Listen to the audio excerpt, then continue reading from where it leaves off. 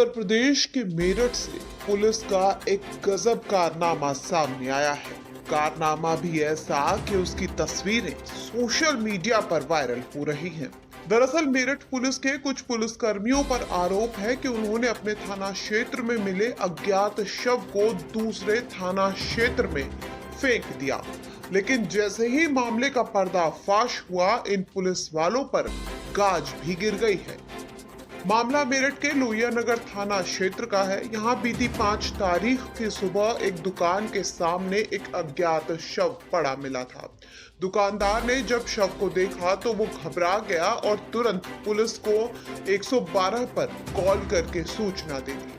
Police ने भी शव को कब्जे में लिया और पोस्टमार्टम के लिए भिजवा दिया। लेकिन इस बीच जब जांच के लिए दुकान के आसपास लगे सीसीटीवी कैमरे खंगाले गए तो सबके होश उड़ गए। सीसीटीवी में साफ दिख रहा था कि पहले 2 पुलिसकर्मी फैंटम मोटरसाइकिल से दुकान के बाहर आकर खड़े होते हैं।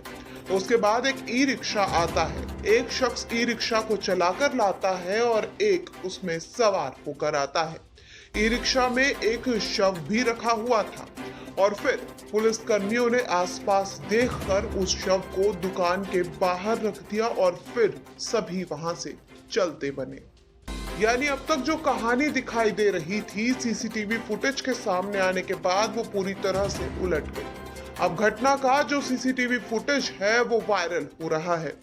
रात करीब 1:30 बजे पुलिस ने इस कारनामे को अंजाम दिया और अब मामले में चौकी इंचार्ज सहित 2 पुलिसकर्मी और एक होमगार्ड को सस्पेंड कर दिया गया है। हालांकि बताया जा रहा है कि पुलिसकर्मियों ने अधिकारियों के सामने सफाई पेश की कि उनको एक शख्स सड़क पर मिला था जो कि नशे की हालत में उनको लग रहा था। उन्होंने उसे उठाकर दुकान के बाहर रख दिया। मामले की जांच की गई तो जांच में सामने आया कि नौचंदी थाने के एल ब्लॉक चौकी पर तैनात सिपाही राजेश कुमार और होमगार्ड रोहतास थे, जो कि शव को शास्त्री नगर स्थित कैपिटल स्कूल के सामने से उठाकर लोहिया नगर थाना क्षेत्र के मार्ग पर दुकान के बाहर सामने डालकर चले गए। बताया जा रहा है कि शव शास्त्री नगर में मिला था और आरोप है कि बला टालते हुए उन्होंने शव को लोहिया नगर थाना क्षेत्र की दुकान के बाहर डाल दिया था। अब आरोप है कि इन्होंने चौकी इंचार्ज जितेंद्र कुमार के कहने पर ऐसा किया।